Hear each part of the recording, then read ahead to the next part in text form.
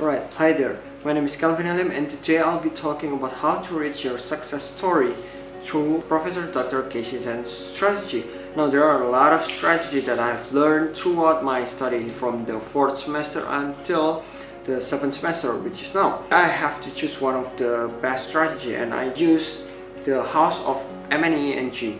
Now in here you will be seeing the roof, of course, the pillars, there are 3 pillars, and also the floor of the house. Now the floor of the house, I'll be talking about the analysis of myself.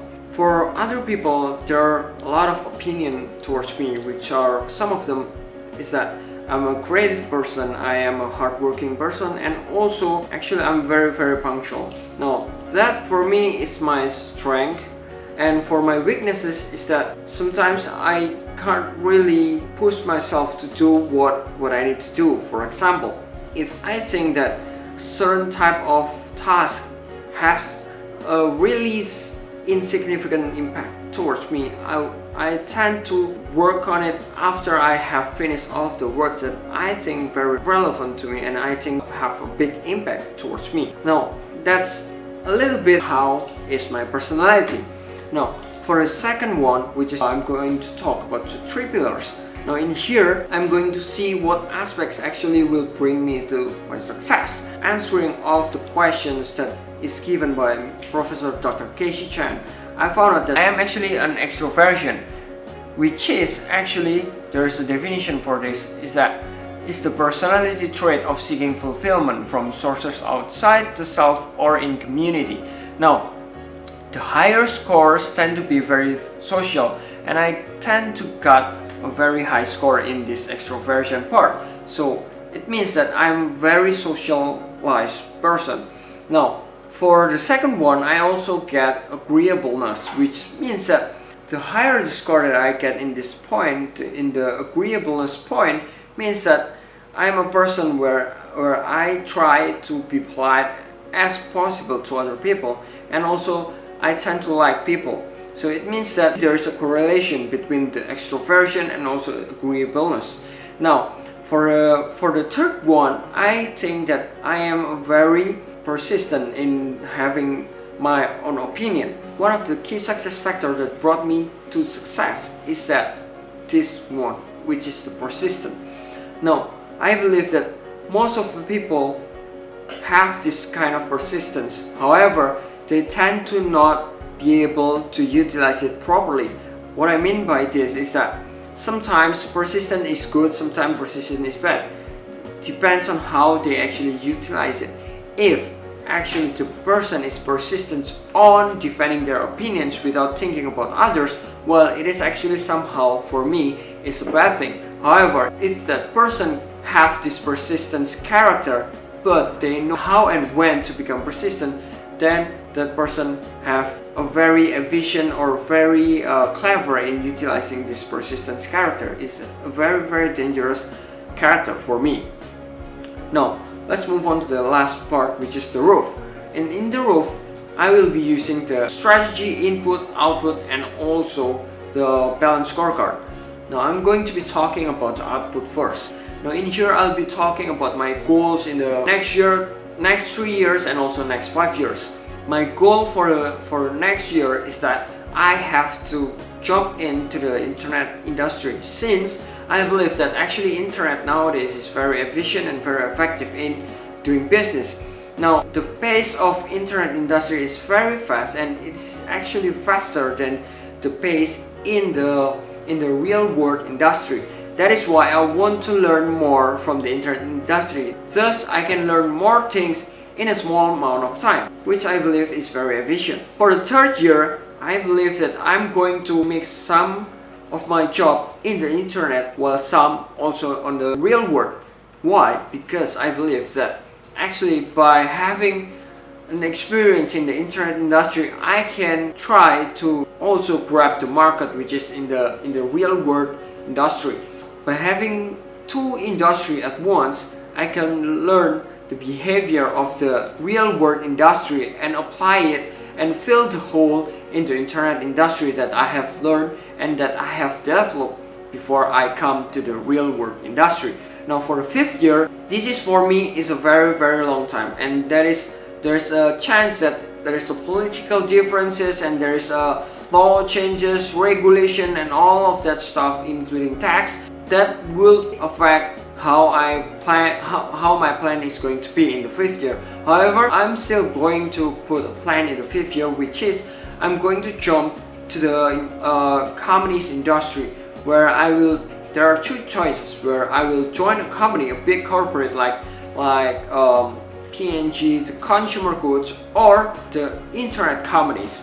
Now what I previously said on the 1st year is actually not that I want to join a company or a big corporate, it's just that I want to try to do something that is related with the internet, such as the e-commerce or the marketing or social brand advertising that is very related with the internet. Now let's move on to the strategy. I believe that actually the best strategy that fit all of my plans is actually will be the blue ocean and red ocean. Why? Because I believe that by knowing which one is still on the blue ocean and which one is on the red ocean, that is the safest possible strategy that I could use in the future.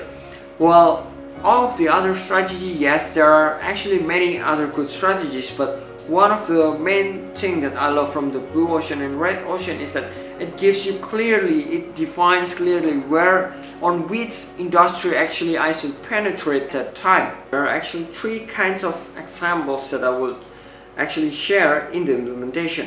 Red ocean and blue ocean was used in these 3 examples. The first one and the second one was used with the red ocean. The first example would be when I was having my on-the-job training in Port Center Surabaya last June. I have to use the red ocean strategy because the general manager himself assigned me to create a marketing tool that actually can make the customer comes back after their sales has been done.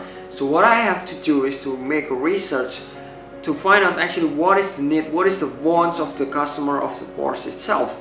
Now it is very hard thing to do because actually customer that wants to buy Porsche have bought several other car brands, which is actually very common for those people to ask for more after they have bought a car. So for example, when a customer came and make a deal with a Porsche, they eventually will ask for a souvenir. When we give them the souvenir, we have to give them enough so that they won't ask for more. And when they don't ask for more, it means that we are actually already exceeding their expectation, but not too far, so that they won't ask for more.